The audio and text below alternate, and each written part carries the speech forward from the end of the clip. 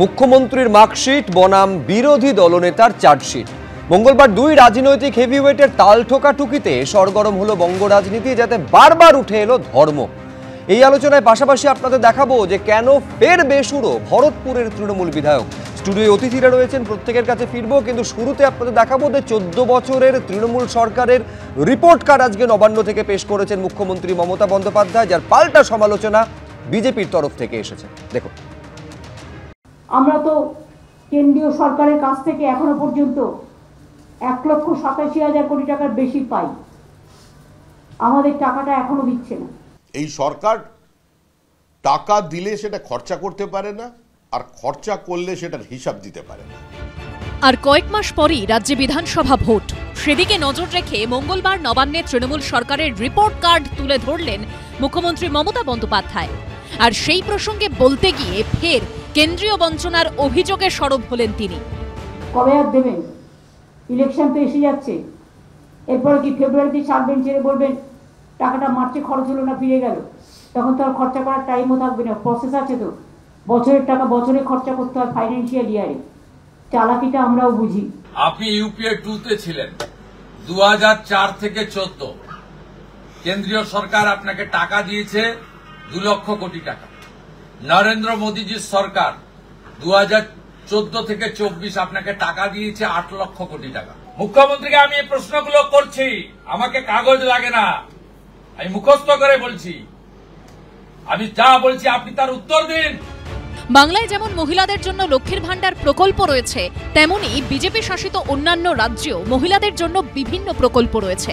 সম্প্রতি বিহারে তো ভোটের মুখে 1,21,00,000 মহিলার ব্যাংক অ্যাকাউন্টে সরাসরি 10,000 টাকা দিয়েছে নীতিশ কুমারের সরকার। জানিয়ে এদিন কটাক্ষের সুর শোনা গেল মমতা বন্দ্যোপাধ্যায়ের মুখে। লক্ষ্মীর ভান্ডার মনে রাখবেন, অনেক রাজ্যে বিজেপি যেটা দেখানোর জন্য করছে, বিহারে ভোটের আগে 10,000, ভোটের পরে বুলডোজার।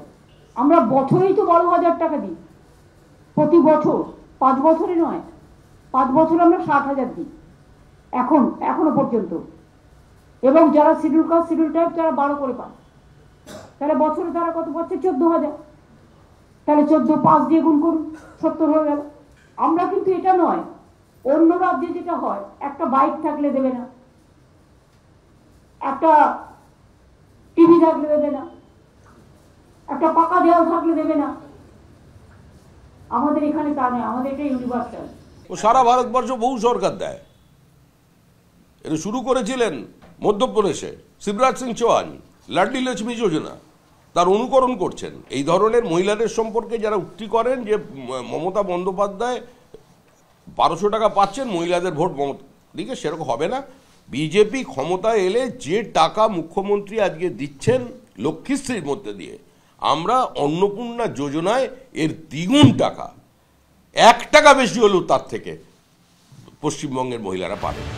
রাজ্য সরকারের কাজের খতিয়ান তুলে ধরতে গিয়ে এদিন মুখ্যমন্ত্রীর মুখে ধর্মনিরপেক্ষতার কথাও শোনা গেছে। আমি কমিউনাল পলিটিক্স করি না, কিন্তু আমি সেকুলার পলিটিক্স করি। আমি সংবিধান মানি, তাই সর্বধর্মের সব মানুষকে সম্মান করি। হিন্দু বিরোধী আপনি এই মহাকুম্ভকে মৃত্যু কুম্ভ বলেছেন, কালকেও বলেছেন। কুম্ভ টুম্ভ নেই, আপনি কুম্ভ মানেই বোঝেন না। সনাতন সংস্কৃতি সম্পর্কে আপনার কোনো ন্যূনতম জ্ঞান নেই। রাষ্ট্র বিরোধী, হিন্দু বিরোধী। ইতিমধ্যেই রাজ্যে ক্ষমতায় থাকার হ্যাট্রিক করে ফেলেছে তৃণমূল। তাদের সরকারের গত 5 বছরের কাজ আগামী বিধানসভা ভোটে কতটা ডিভিডেন্ড দেবে সেটাই দেখার। সুমন ঘরাইয়ের রিপোর্ট, এবিপি আনন্দ, কলকাতা। দেখুন, আমি শুরুতেই বিজেপি মুখপাত্র অভ্র সেনের কাছে আসবো, তার কারণ অভ্র সেন এবং তার দল বিজেপি বরাবর এ রাজ্যের মুখ্যমন্ত্রী, রাজ্যের শাসক দলকে হিন্দু বিরোধী শুধু নয়, সংখ্যালঘু তোষণের রাজনীতি সেই দল করে বলে লাগাতার অভিযোগ করেছেন। আজকে সম্পূর্ণ খারিজ করে দিচ্ছেন অভ্র। তিনি বলছেন যে সেকুলার পলিটিক্স তিনি করেন। দেখুন, হিন্দু বিরোধী বললে খুব আপত্তি আসছে, তো ঠিক আছে, উনি খুব হিন্দুদের সমর্থন করেন, উনি হিন্দুদের খুব খুব সম্মান করেন। তার কিছু নমুনা আমি তুলে ধরি। হিজাব পরে কোন হিন্দু বা হিন্দুকে সমর্থনকারী দুর্গাপুজোর উদ্বোধন করবে বলুন তো? কোন হিন্দুদের প্রতি যার দরদ উতলে পড়ছে, সে মা কালীর মূর্তিকে একদম ধ্বংসস্তূপ বানিয়ে দিয়ে তারপর সেই ধ্বংস মূর্তিটাকে প্রিজন ভ্যানে তুলবে বলুন তো? কোন হিন্দু আমাদের হিন্দুদের 4 ধামকে অসম্মান করে একটা কালচারাল সেন্টার বানিয়ে তারপর পাড়ায় বানানো খাজা বাড়িতে পাঠিয়ে সেটাকে মহাপ্রসাদ বলবে বলুন তো? এই প্রশ্নগুলো তো উঠবে। কোন হিন্দু বা হিন্দুদের প্রতি যারা তো ভালোবাসা, সে ওয়াকফ অ্যাক্টের নামে হরগোবিন্দ দাস, চন্দন দাস এর মতো হিন্দুদেরকে কুপিয়ে খুন করে যাবে বলুন তো? আমার তো এগুলো মৌলিক প্রশ্ন। এই ঘটনাগুলো একের পর এক আমাদের রাজ্যে ঘটেছে, একের পর এক জায়গায় কোট অ্যান্ড কোট দাঙ্গা বা আপনারা যেটা বলেন ভায়োলেন্স হয়েছে, এবং হিন্দুরা কিন্তু সেখানে প্রত্যেকে অন দ্য রিসিভিং এন্ড, তাদের ওপর অত্যাচার হয়েছে।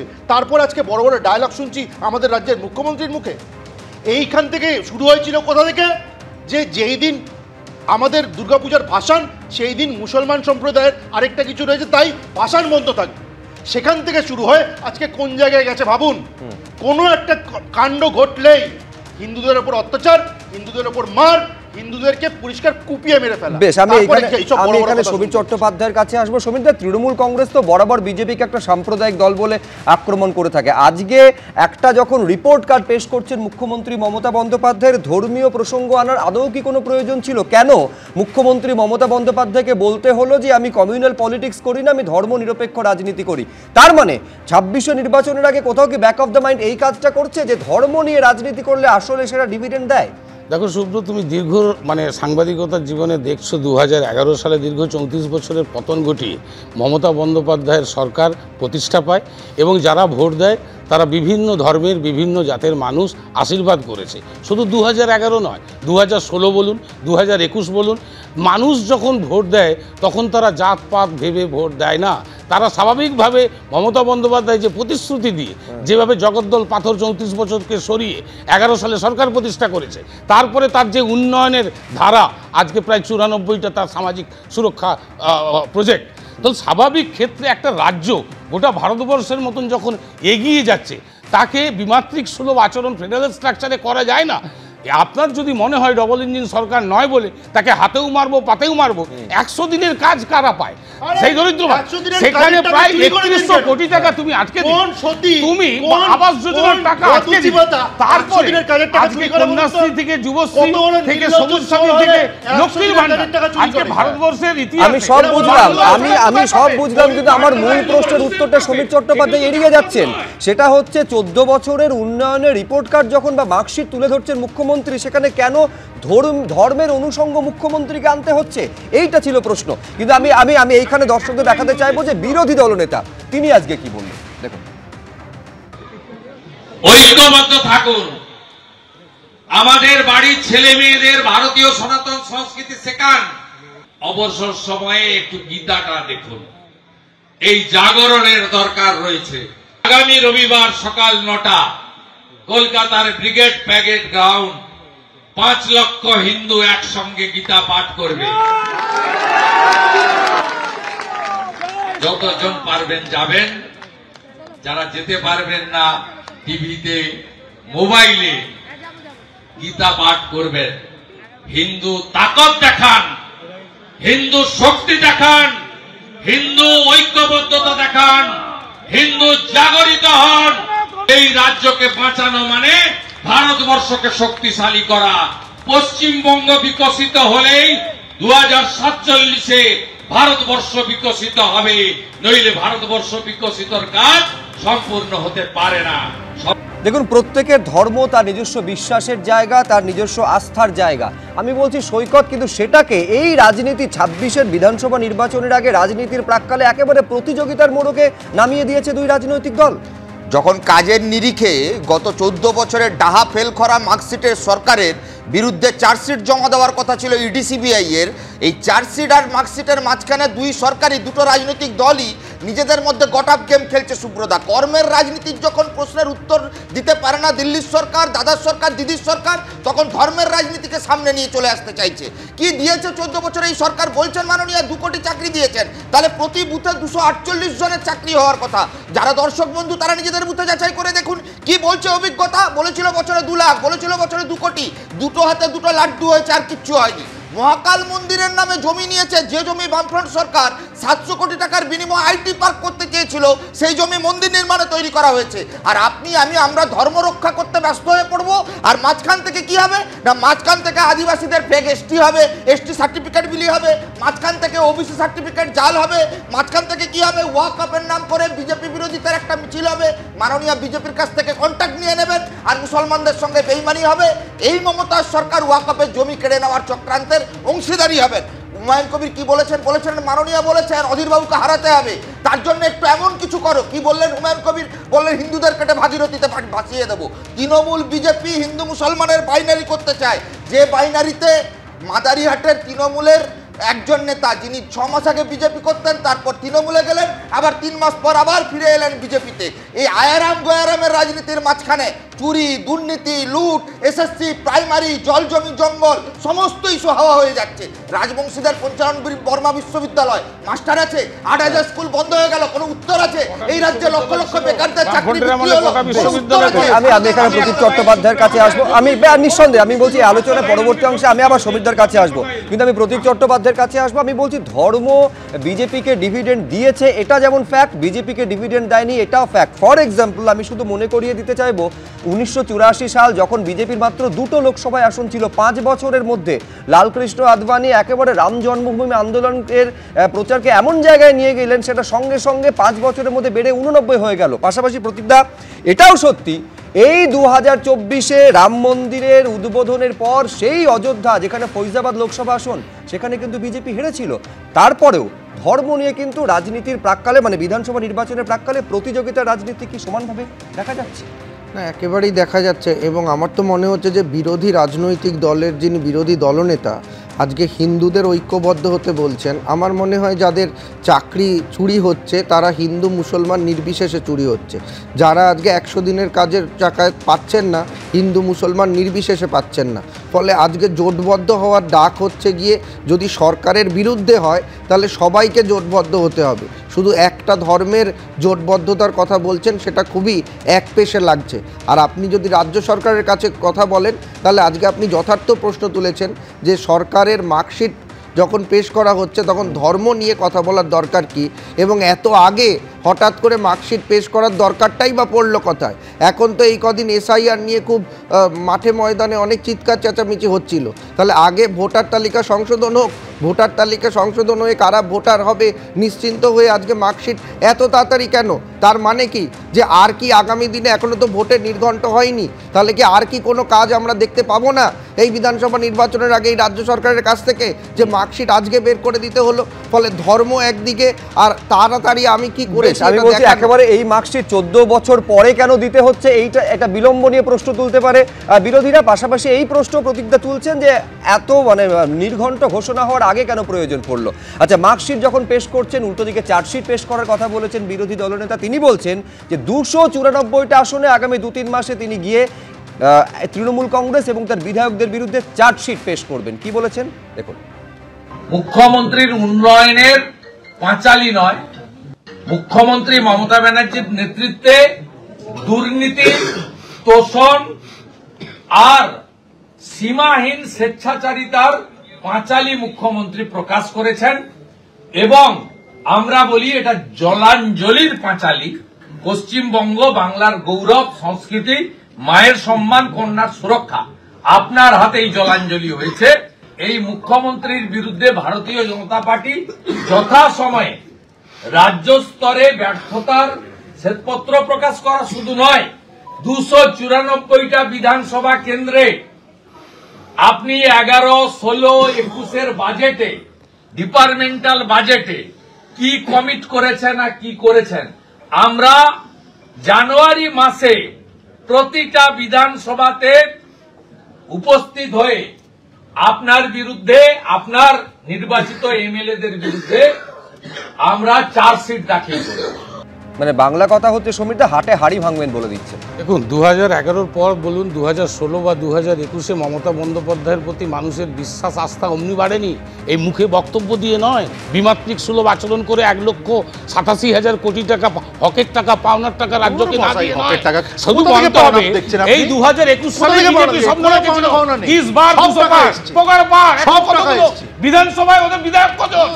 আসল কথা এই যে দিল্লি থেকে প্রধানমন্ত্রী, স্বরাষ্ট্রমন্ত্রী ডেলি প্যাসেঞ্জারির নাম করে গোটা মন্ত্রিসভা বাংলায় এসে যা বোঝাতে চেয়েছিল, মমতা বন্দ্যোপাধ্যায়ের নিন্দা, কুৎসা, অপপ্রচার, সিবিআই, ইডি থেকে সবকিছু করেও বাংলার মানুষ মনে রেখেছে যে বাংলার দীর্ঘদিনের সংগ্রামের ফসল এবং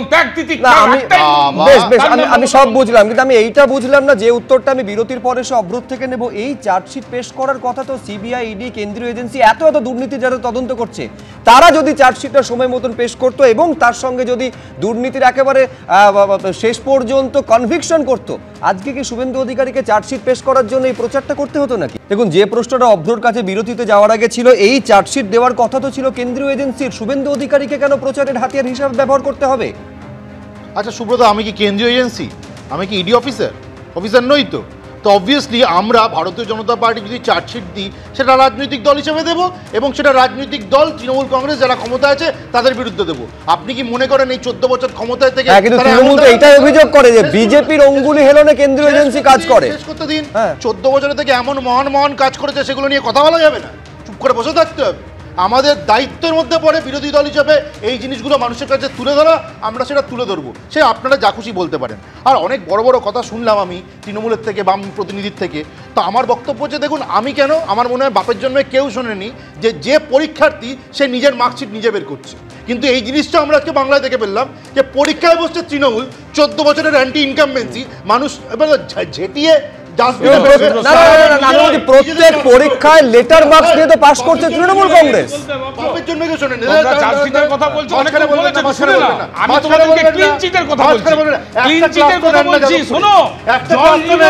ব্যক্তিগত স্তরে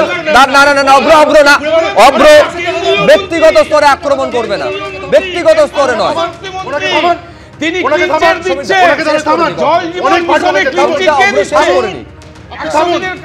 আপনি থামুন, আপনি তাহলে যাদবপুরে কি করে বেড়ান সেই কথাগুলো বলবো।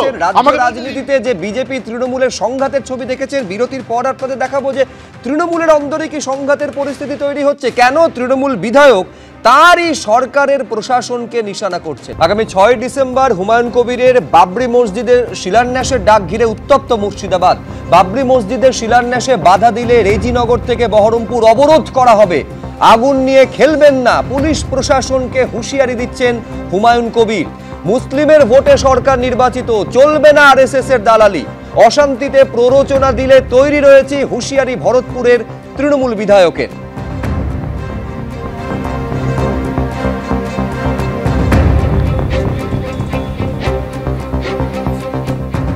ঠিক কিভাবে হুঁশিয়ারি দিয়েছেন ভরতপুরের তৃণমূল বিধায়ক দেখাবো।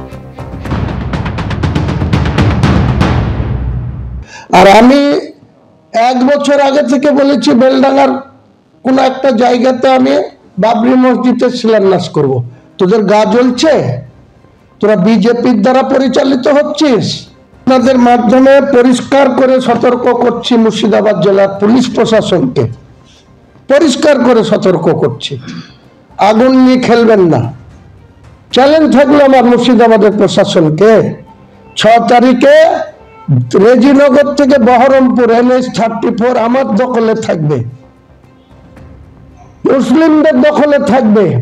মুর্শিদাবাদের মুসলিমদের না, রাজ্য মুসলিমদের কত ব্যক্তি এখানে আসবে সেদিন প্রমাণ করব। আপনারা হাতির 5 পা দেখেছেন? মুসলমান ভোট দিয়ে আপনাদের সরকার নির্বাচিত করবে আর আপনারা আরএসএস এর দালালি করবেন মুর্শিদাবাদ জেলায়। আমি শান্তি ভাঙবো না, কিন্তু শান্তিপূর্ণ প্রোগ্রামকে কেউ যদি অশান্তির প্রয়োজনা দেয়, তার মোকাবেলা করার জন্য আমি প্রস্তুত আছি। আমি দেখবো আমাকে কে আটকায়। 6 তারিখে রেজিনগর থেকে বহরমপুর রাস্তা আমার দখলে থাকবে। দেখি কত হাজার পুলিশ এনে আমাদের বিরুদ্ধে গুলি চালাতে পারে না, আমাকে ওখান থেকে হটাতে পারে, দেখবো আমি। আমি সমীর চট্টোপাধ্যায়ের কাছে আসবো, যেখানে ভরতপুরের তৃণমূল বিধায়ক বলছেন যে মুসলিমের ভোটে সরকার নির্বাচিত। এর আগে আপনাদের শোনালাম মুখ্যমন্ত্রী মমতা বন্দ্যোপাধ্যায় নবান্নে দাঁড়িয়ে বলছেন যে কোনো ভাগাভাগি রাজনীতি করি না, একেবারে ধর্মনিরপেক্ষ রাজনীতি করি, সেকুলার পলিটিক্স করি। মুখ্যমন্ত্রী বলছেন সেকুলার পলিটিক্স করি, তার দলের বিধায়ক বলছেন যে মুসলিমের ভোটে সরকার নির্বাচিত। এ তো মুখ্যমন্ত্রীর বক্তব্যকে প্রশ্নচিহ্নের সামনে দাঁড় করিয়ে দিচ্ছেন তার দলের বিধায়ক। দেখুন শুভ্র, সংবিধানে ধর্মনিরপেক্ষতাটা আমরা জেনে এসেছি, শিখে এসেছি এতদিন। সর্বধর্ম সমন্বয় নিয়ে বাংলা আমরা দেখে এসেছি। রামকৃষ্ণ থেকে বিবেকানন্দ বাংলাতে আমরা বাস করি। তোমার কাছে আসবো বলতে শুনে নিয়ে কোন সময় এই যে আমি বলছি আপাদমস্ত ধর্মান্ধ একটা রাজনৈতিক দল বিজেপি যখন হিন্দু হিন্দু করে এসআইআর এ বিভিন্ন সমস্যা, তিনি পরিষ্কার বলছেন বিরোধী দলনেতা যে বিজেপি মানে হিন্দুদের কোনো সমস্যা হবে না। কোন বাংলাতে হিন্দু বলুন, মুসলিম বলুন, শিখ বলুন, আমার কথাটাও শুনতে পাবেন।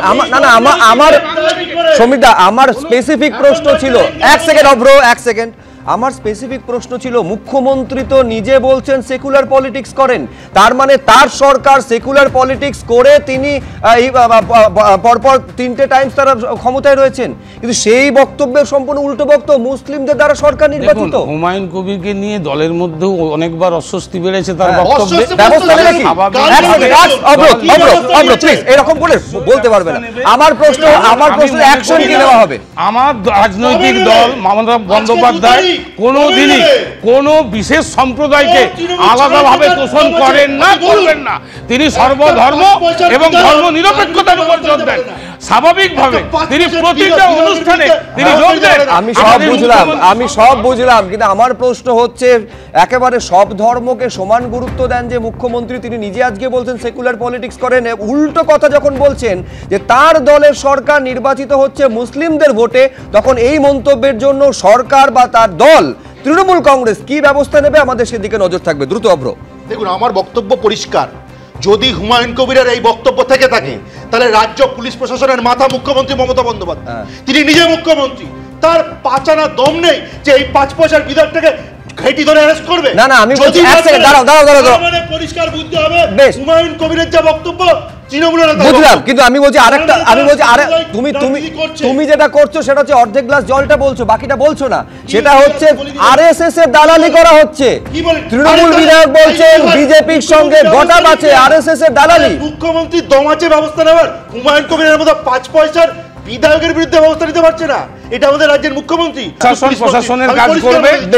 কিন্তু আমি এক তৃণমূল বিধায়কের বক্তব্য দেখালাম, আর এক তৃণমূল বিধায়ক যিনি রাজ্যের মন্ত্রীও বটে, সিদ্দিকুল্লাহ চৌধুরী, তিনি কি বলেছেন এইবার আপনাদের সামনে রাখবো। তিনি আবার চক্রান্ত দেখছেন। 6 তারিখে মুর্শিদাবাদে বাবরি মসজিদের ভিত্তিপ্রস্তরের হুঙ্কার ইতিমধ্যেই হুমায়ুন কবির দিয়েছেন, আপনারা শুনেছেন। 6 ডিসেম্বরকে কেন্দ্র করে একটা অশুভ পরিস্থিতি তৈরির চেষ্টা চলছে। বিদ্রোহী তৃণমূল নেতার বিরুদ্ধে উস্কানির অভিযোগ তুলছেন গ্রন্থাগার মন্ত্রী। তিনি বলছেন বিজেপি আরএসএস 1 কোটি মাথার দাম ঘোষণা করেছে। কোথায় মুর্শিদাবাদের নেতা, কোথায় সঙ্গের সদর দপ্তর থেকে হুমকি? হুমায়ুন কবিরের হুঙ্কারের নেপথ্যে রাজনৈতিক চক্রান্ত দেখছেন রাজ্যের গ্রন্থাগার মন্ত্রী।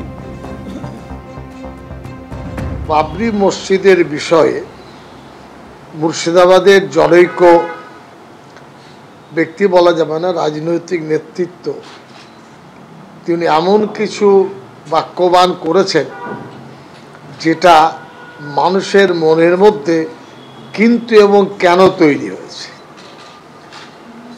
সেই উপলক্ষে বাংলায় আমাদের একটা দায়িত্ব আছে সাংগঠনিকভাবে জমিয়ত উলামা হিন্দের। আমরা কোনো সময় উত্তেজনা প্রবণ হয়ে কাজ করি না। কাজ করার আগে ভাবি, কাজ করার পরেও ভাবি, যাতে মানুষের, জনগণের বা ক্ষতি এবং কোনোভাবে কোনো সমস্যার সৃষ্টি না হয়। এই একটা সেন্টিমেন্ট তৈরি করে আবহাওয়াটাকে একটা কঠিন পরিস্থিতির দিকে নিয়ে যাচ্ছে।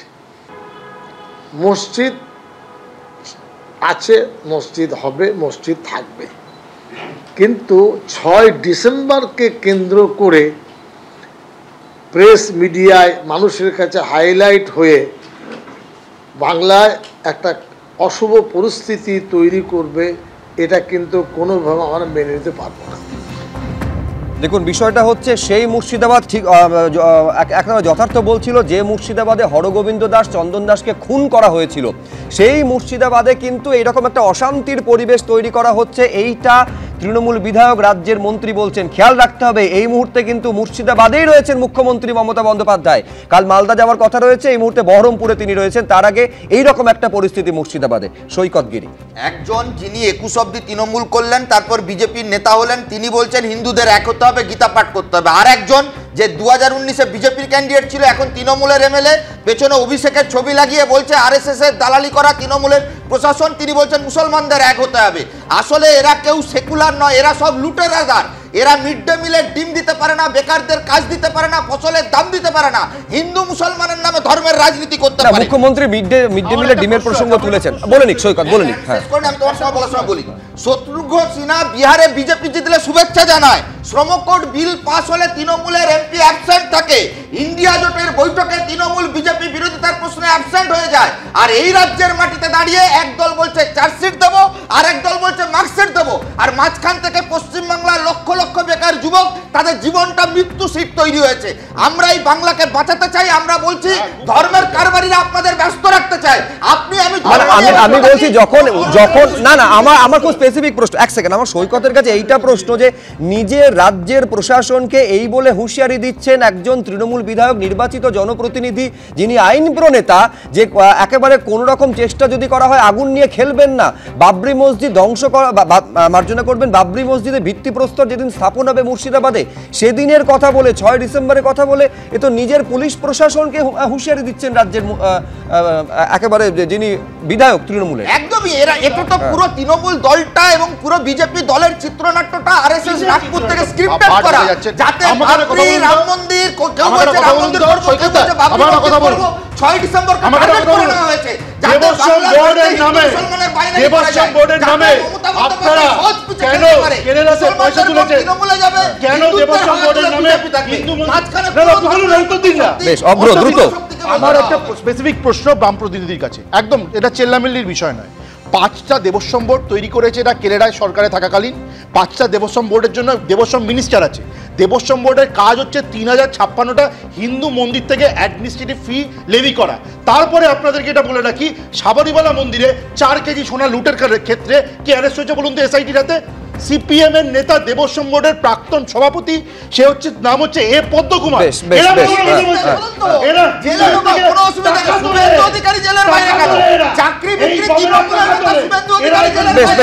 আমি দুজনকে থামালাম, একসঙ্গে কথা বলে কারুর কথা শোনা যাবে না, কিন্তু একটা ষড়যন্ত্র। রাজ্যের গ্রন্থাগার মন্ত্রী বলছেন যে ষড়যন্ত্রের অভিযোগ তুলছেন। সিদ্দিকুল্লাহ চৌধুরী একেবারে নাম না করে যেটা হুঁশিয়ারি দিয়েছেন এবং আক্রমণ শানিয়েছেন হুমায়ুন কবিরকে, যে গোটা উস্কানির পেছনে একটা ষড়যন্ত্র কাজ করেছে। ঠিক কি বলেছেন দেখাবো। বাবরি মসজিদকে কেন্দ্র করে নতুনভাবে যে একটা আবহাওয়া তৈরি হচ্ছে, এটা মনে হচ্ছে যতদূর সম্ভব এটা রাজনৈতিক একটা চক্রান্ত। বিজেপির কিছু নেতা, আরএসএস এর নেতারা বলছেন 1 কোটি টাকা নাকি তার মাথার মূল্য দেওয়া হবে।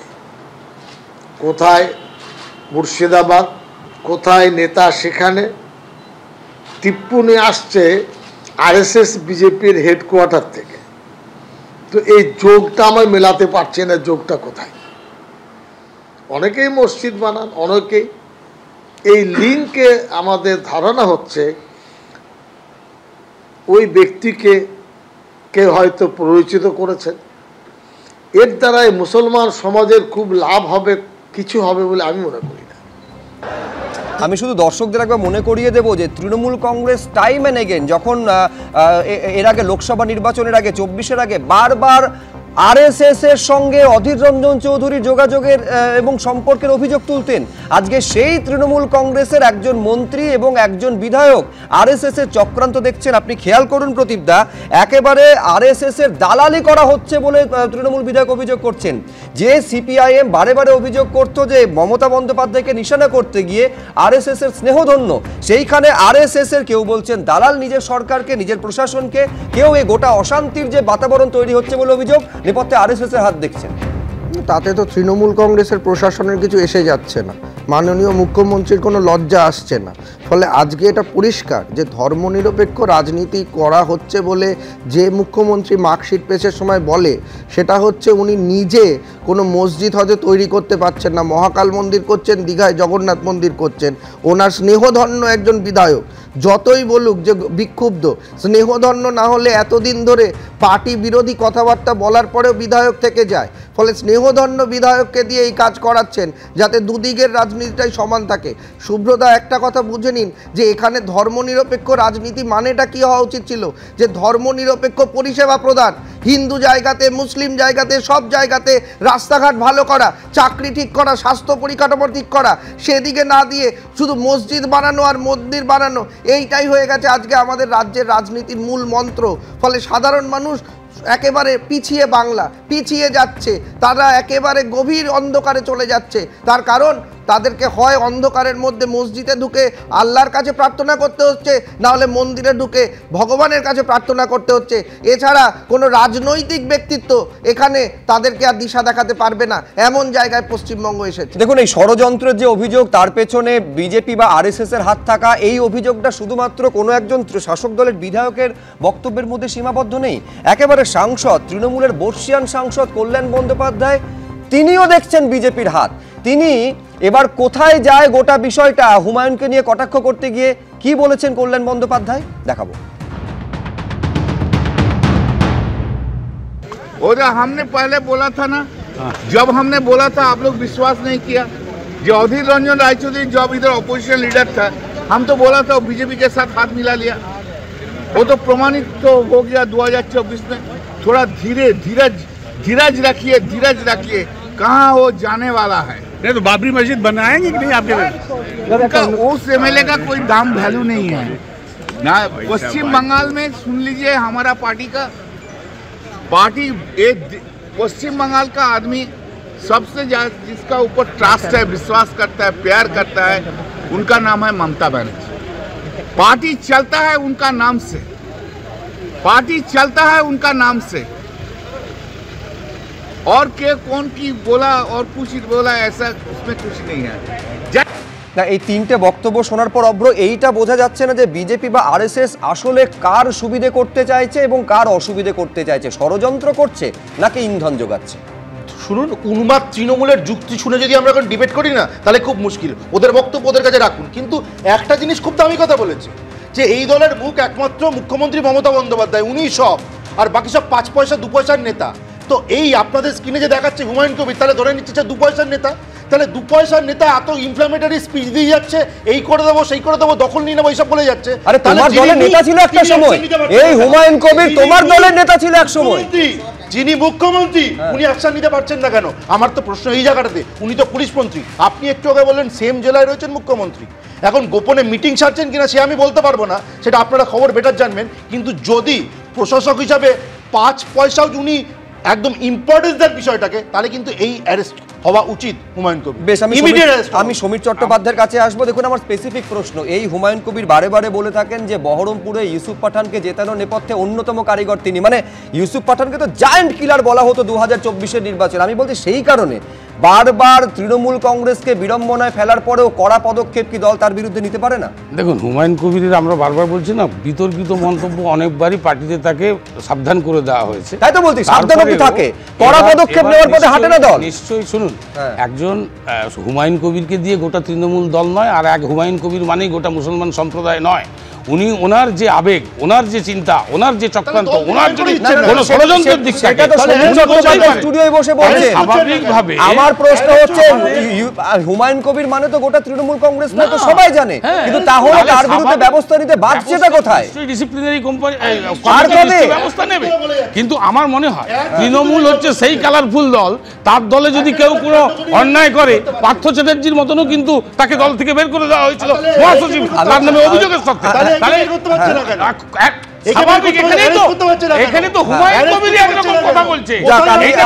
দেখুন, এখন সৈকত বলতে পারে যে মুখ ফসকে সমীর চট্টোপাধ্যায়ের মুখে সত্যি কথা বেরিয়ে গিয়েছে। বলতে চেয়েছিলেন ডিসিপ্লিনারি কমিটি, বেরিয়ে গেছে ডিসিপ্লিনারি কোম্পানি। আমি জানি না, কিন্তু সৈকত বলছি আজ অবধি আপনি সুব্রত একটা উদাহরণ দেখাতে পারবেন না যে তৃণমূলের মধ্যে থেকে বিজেপির প্রশংসা করে দেওয়া বা বিজেপির সুবিধা করে দেওয়া রাজনীতি করে আজ অবধি কারোর বিরুদ্ধে কোনো শাস্তি হয়েছে, সে শত্রুঘ্ন সিনহা হোক কিংবা কল্যাণ বন্দ্যোপাধ্যায় হোক কিংবা কুণাল ঘোষ হোক কিংবা হুমায়ুন কবির হোক। 2019-এ বিজেপির ক্যান্ডিডেট থাকা লোকসভা তাকে তৃণমূল ডেকে এনে টিকিট দিয়েছে বিধানসভায়, একজন সংখ্যালঘু বিধায়ক। মমতা বন্দ্যোপাধ্যায়ের হিম্মত নেই আরএসএস এর সুবিধা করে দেওয়ার রাজনীতি যে বলছে বা করছে তার বিরুদ্ধে কোনো ব্যবস্থা নেওয়া। ঠিক যেমন বিজেপির মধ্যে থেকে তৃণমূলের তৈরি করা জগন্নাথ মন্দিরে গিয়ে ঘুরে এসে প্রশংসা করা দিলীপ ঘোষের বিরুদ্ধে ব্যবস্থা নেওয়ার হিম্মত বিজেপির নেই, কারণ আরএসএস এর নির্দেশনা মুসলমানরা বোকা বলছে। বিজেপির এতগুলো ভোট গেল রামের ভোট, বামের ভোট থেকে, বামের ভোট থেকে তৃণমূলের ভোট। আমি প্রদীপ চট্টোপাধ্যায়ের কাছে আসবো। অত্যন্ত গুরুত্বপূর্ণ 6 ডিসেম্বর যেদিন সংহতি দিবসে তৃণমূল কংগ্রেস নিঃসন্দেহে আরো বড় আকারে করতে চলেছে, মুখ্যমন্ত্রী এমনকি অভিষেক বন্দ্যোপাধ্যায়ও থাকার সম্ভাবনা রয়েছে। ঠিক সেই দিনই তারই রাজ্যের প্রশাসনকে নিশানা করছেন তৃণমূল বিধায়ক। প্রদীপদা, দেখুন, সংহতি যাত্রা খুব ভালো ব্যাপার এবং এটাও সংহতি হচ্ছে যে হিন্দুদের জন্য কিছু মন্দির হয়েছে তো মুসলিমদের জন্য মসজিদ হচ্ছে, ঠিক আছে। আমার কথা হচ্ছে মন্দির মসজিদটা ফ্যাক্টর না, যে কোনো রাজনীতি বা ধর্ম নিয়ে উগ্র মনোভাব সেইটা হচ্ছে গিয়ে মুশকিলে। এইখানে আমরা একটা উগ্র মনোভাব দেখতে পাচ্ছি এবং আমি মনে করি যে ওই 6ই ডিসেম্বর যদি মুখ্যমন্ত্রী এর মধ্যে কোনো ব্যবস্থা না নেয়, এই রাজ্যের রাজ্যপালের উচিত যে ওইখানে ওই দিন যাতে কোনো অশান্তি না হয় সেই জন্য রাজ্যপালের ক্ষমতা বলে সেখানে যথেষ্ট পুলিশ মোতায়েন করা, যাতে করে ওখানে সাধারণ মানুষের কোনো ক্ষয়ক্ষতি যাতে না হয়, শান্ত থাকে পরিবেশ। ফলে মুখ্যমন্ত্রী ফেলিওর যদি হন তাহলে রাজ্যপাল, তিনি আমাদের রাজ্যের মাথা, রাজ্যপালের উচিত এখানে অ্যাক্ট করা যাতে সংহতি দিবসে কোনো অশান্তি না হয়। মানে সেরকম কোনো সম্ভাবনার কথা রয়েছে বলে মনে হচ্ছে না, সেটাই তো হচ্ছে, খোলা চ্যালেঞ্জ দিচ্ছেন, খোলা চ্যালেঞ্জ পুলিশ প্রশাসনকে, এমনকি তুই তুকারি করে বলছেন। তাহলে এই জায়গা, এই যা রাজপর্দা, সেখানে যদি একটা জমায়েতকে শান্তভাবে শান্ত করার জন্য পুলিশ প্রশাসন যায়, সেখানে নিঃসন্দেহে এবার পরিস্থিতি কোন দিকে গড়ায় সেদিকে আমাদের নজর থাকবে। আপাতত আলোচনা এই পর্যন্ত। এবিপি আনন্দ, এগিয়ে থাকে, এগিয়ে রাখে।